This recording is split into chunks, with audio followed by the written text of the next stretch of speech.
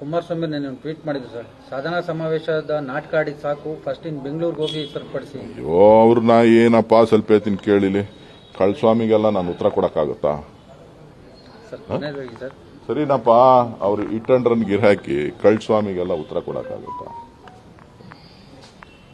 Sir? ಈಗ KMF ಅಧ್ಯಕ್ಷ ಆಗಬೇಕು ಅನ್ನೋ ತಮ್ಮ ಪ್ರಯತ್ನಕ್ಕೆ ಮೊದಲ ಯಶಸ್ಸು ಸಿಕ್ಕಿದೆ, ಅವಿರೋಧವಾಗಿ ಆಯ್ಕೆಯಾಗಿದ್ದೀರಾ ಅಂತ?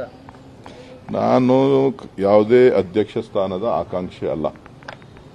ನಾನು ಒಬ್ಬ ಪಕ್ಷದ ಕಾರ್ಯಕರ್ತ. ಸೊ ಇವತ್ತು ನಮ್ಮ 3 ಜಿಲ್ಲೆಯ ನಾಯಕರು ಮತ್ತು ಮುಖಂಡರು ಕಾರ್ಯಕರ್ತರ ಒತ್ತಾಯಕ್ಕೆ ಮೆಣೆದು ನಾನು ಕನಕಪುರ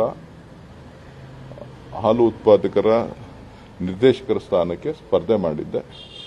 ಜನ ಎಲ್ಲರೂ ಸೇರಿ ಅಲ್ಲಿ ಅವಿರೋಧವಾಗಿ ಆಯ್ಕೆ ಮಾಡಿದ್ದಾರೆ.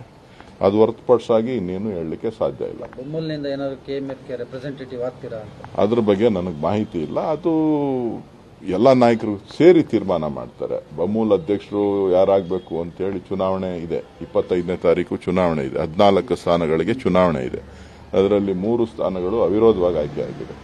ಇನ್ನು 11 ಸ್ಥಾನಗಳಿಗೆ ಚುನಾವಣೆ ಇದೆ. ಆ ಚುನಾವಣೆಯಲ್ಲಿ ಎಲ್ಲ ಗೆದ್ದಂತ ಸದಸ್ಯರುಗಳು, ನಿರ್ದೇಶಕರುಗಳು ಮತ್ತು ಪಕ್ಷದ ಹಿರಿಯರೆಲ್ಲರೂ ಕೂಡ ಸೇರಿ ಯಾವ ಕಡೆ ಹೆಚ್ಚಿನ ಬೆಂಬಲ ಸಿಗ್ತದೆ ಅನ್ನೋದನ್ನ ಗಮನಿಸಿ ಆಮೇಲೆ ತೀರ್ಮಾನ ಆಗುತ್ತೆ ಹೊರತು ಈಗಲೇ ಏನು ತೀರ್ಮಾನ ಆಗೋದಿಲ್ಲ. ನೀವು ಹೇಳ್ದಂಗೆ ನಾಳೆ ಬೆಳಗ್ಗೆನೇ ಏನೂ ಆಗೋಗೋದಿಲ್ಲ. ಎಲ್ಲದಕ್ಕೂ ಸಮಯ ಬೇಕು. ಪ್ರಕೃತಿ ಈ ಸಾರಿ ಒಲ್ದಿದೆ. ಒಂದಷ್ಟು ಸಮಸ್ಯೆಗಳು ಬೆಂಗಳೂರಿನಲ್ಲಿ ಆಗ್ತಾ ಇರ್ಬೋದು. ಇಡೀ ರಾಜ್ಯದ ರೈತರು ಖುಷಿಯಿಂದ ಇದ್ದಾರೆ. ಎಲ್ಲ ಕಡೆ ಕಾಂಕ್ರೀಟ್ ಇರೋದ್ರಿಂದ ಬೆಂಗಳೂರಲ್ಲಿ ನಿಮಗೆ ಜಾಸ್ತಿ ಮಳೆ ಊದಂಗೆ ಕಾಣಿಸ್ತಾ ಇದೆ. ನಮ್ಮೂರಲ್ಲೆಲ್ಲ ಇನ್ನ ಕೆರೆ ತುಂಬಲಿಲ್ವಲ್ಲ, ಕಟ್ಟೆ ತುಂಬಲಿಲ್ವಲ್ಲ ಅಂತ ನಾವೆಲ್ಲ ಚಿಂತನೆ ಮಾಡ್ತಾ ಇದ್ದೀವಿ.